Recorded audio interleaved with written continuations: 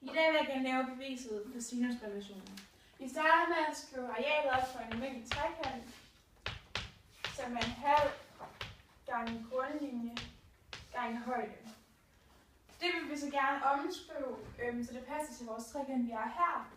Så det vil sige, at det bliver en halv gange c, som er vores grundlinje, gange hc, som er vores højde. Da vi ikke kender hc, og det er det bøvlet at have den med i vores formel, så vil vi gerne omskrive formlen, så den er udtrykt ved sinus til a.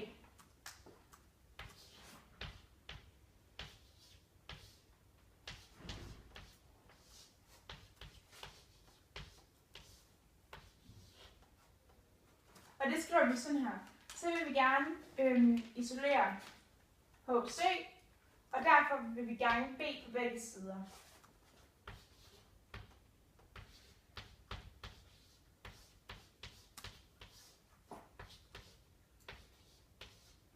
Her har vi vores nye formel, som vi kan indsætte i vores areal.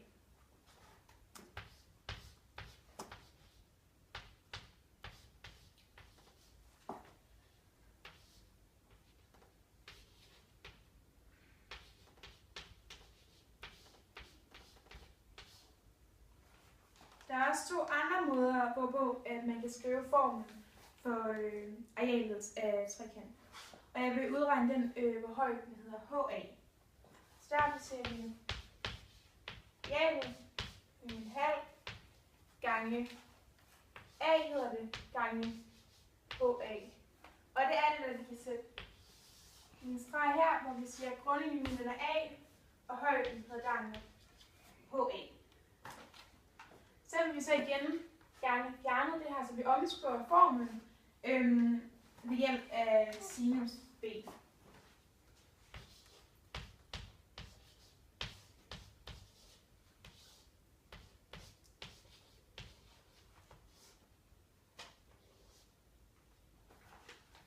Og så vil vi gerne isolere HA igen. Derfor så ganger vi med C på begge sider.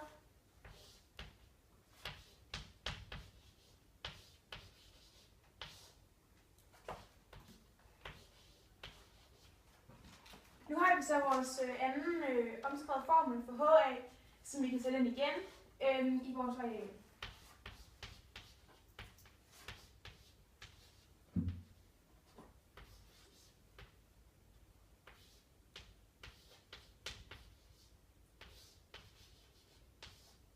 Da vi nu har fundet to af de arealer, vi kan bruge på trekanten, og mangler den ene, vil jeg nu tage den sidste, som hedder HB, altså højden hedder HB.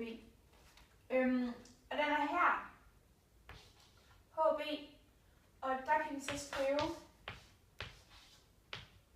arealet som en halv gange med grundlinjen, som er B, gange med A, som er hypotenusen, gange med sinus til C, som er vores vinkel her. Da arealet det er ens, uanset hvilken formel man vælger, kan vi nu sætte de forskellige arealer og formler lige med hinanden.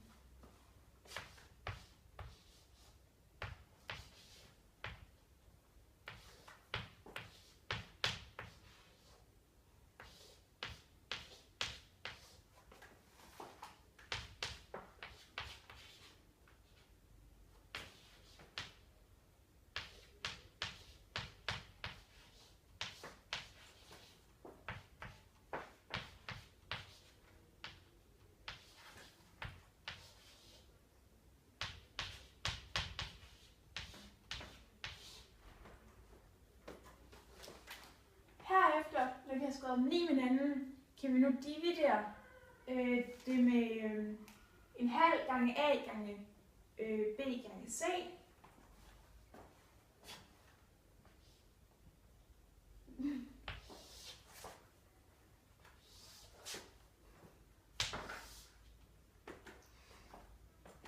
Og så kan vi sige en halv gange A gange B C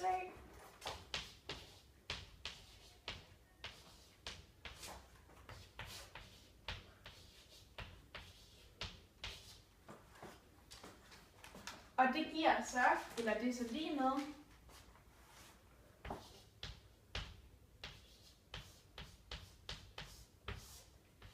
sinus A over A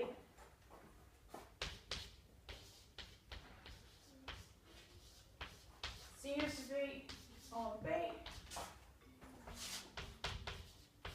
sinus C over C. Til sidst, når vi har fundet de forskellige formler for sinusrelationen, så kan vi sige, at vi kan bruge dem til at udregne vinkler og sider. Og det gør vi ved at opstille det på den her måde. Sinus A over A er lige med sinus til B over B og sinus til A over A er lige med sinus til C over C. Men den sidste er så sinus til B over B lige med sinus til C over C.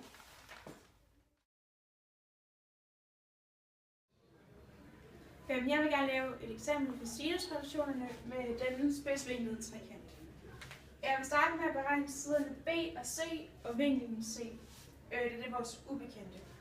Og jeg starter med at finde vinklen C, da vi ved, at C det må være lige med 180 grader minus 76 grader, som er graden til vinklen B, minus 43 grader, som så er lige med 61 grader.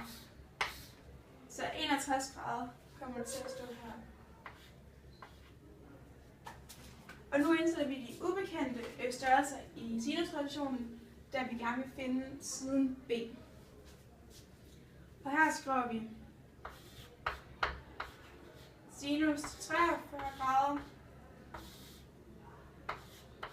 delt med 7, som er lige med sinus til 76 grader divideret B.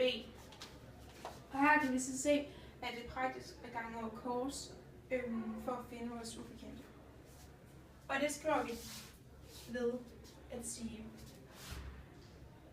B gange sinus 43 grader lige med 7 gange sinus til 76 grader, som vi så kan sige er B lige med 7 gange sinus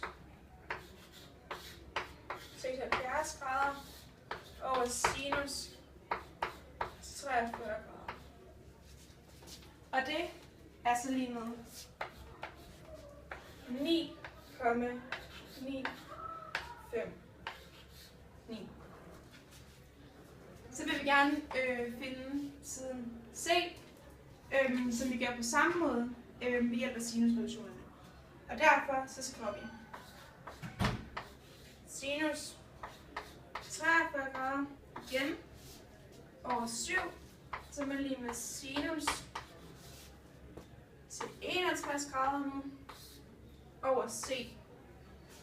Og igen her ganger vi så over kors for at finde vores ubekendte.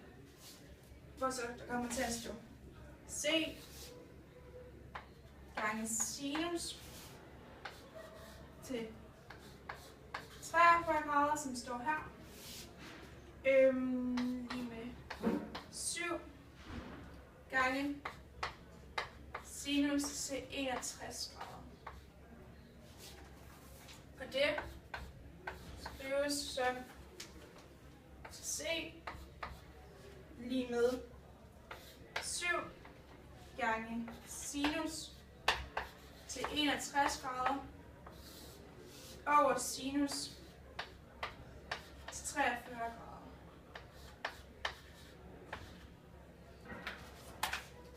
som så giver 8,97.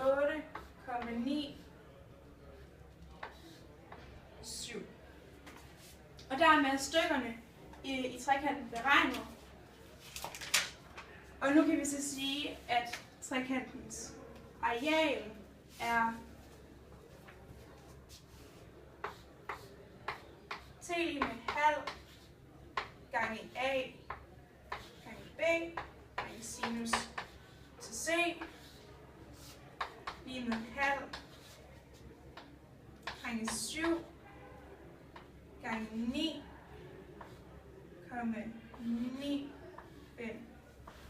9 så går vi herned gange sinus til 61 grader, som så er lige med 30,486.